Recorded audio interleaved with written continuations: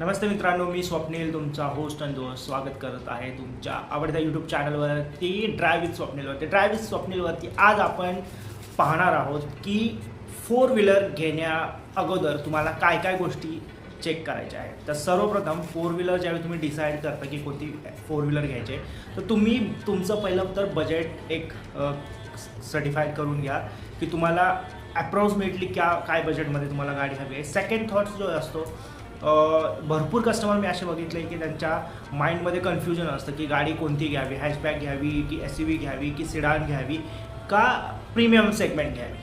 तर firstly budget select केल्यानंतर तुम्हाला 3 ते 4 ऑप्शन प्रत्येक सेगमेंटमध्ये आहे. जर समजा तुमचं 3 लाखाचं बजेट आहे यूज कारसाठी, तर 3 लाखामध्ये तुम्हाला स्मॉल हॅचबॅकपासून स्मॉल हॅचबॅकपासून तुम्हाला सिडान गाडीसुद्धा मिळते.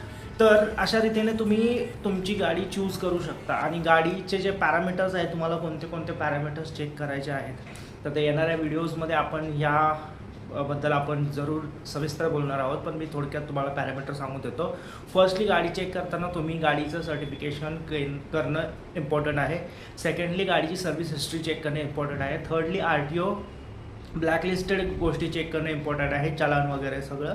आणि हे सगळं चेक केल्यानंतर मग मार्केट, त्या गाडीची प्राईस काय आहे मार्केट प्राईसवर, हे सगळं स्टडी केल्यानंतर तुम्ही कोणतीही पण गाडी फायनलाइज करा. तर अशाच नवीन नवीन टिप्स घेऊन येणार आहेत आपण या चॅनलवरती. तर पाहत राहा तुमच्या आवडतं YouTube channel drive with Swapnil.